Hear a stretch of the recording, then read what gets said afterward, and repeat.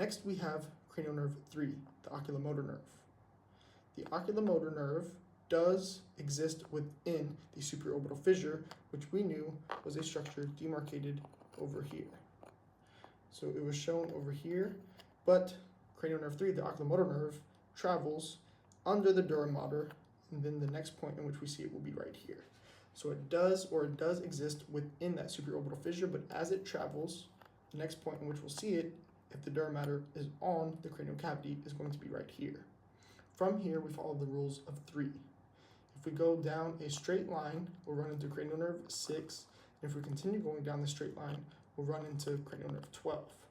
So the rule of 3's is going to be seeing the oculomotor nerve right next to the sella turcica portion of the sphenoid bone, as long as we can differentiate it from the optic nerve, which is generally going to be an easier one to identify.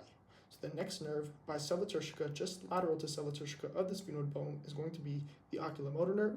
And then following the rule of 3's, if we multiply by 2 as we travel down, we'll run into the abducens nerve, cranial nerve 6.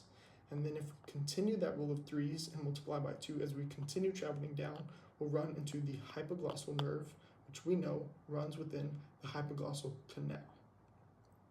From here, all we're going to do is count backwards. So hypoglossal nerve is cranial nerve 12.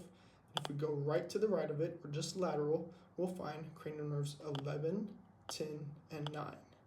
So from 12, we go to 11, the spinal accessory nerve, 10, vagus, and 9, the glossopharyngeal nerve. And if we continue counting down, we'll find 8 and 7 within that internal acoustic meatus, the vestibulocochlear nerve and the facial nerve, respectively. Now, we already said where 6 was, so the next number to count down from is going to be 5, the trigeminal nerve, which we find right here. And that is an easy way to identify the cranial nerves within the cranial cavity after building that bony landmark foundation and following the rule of 3's.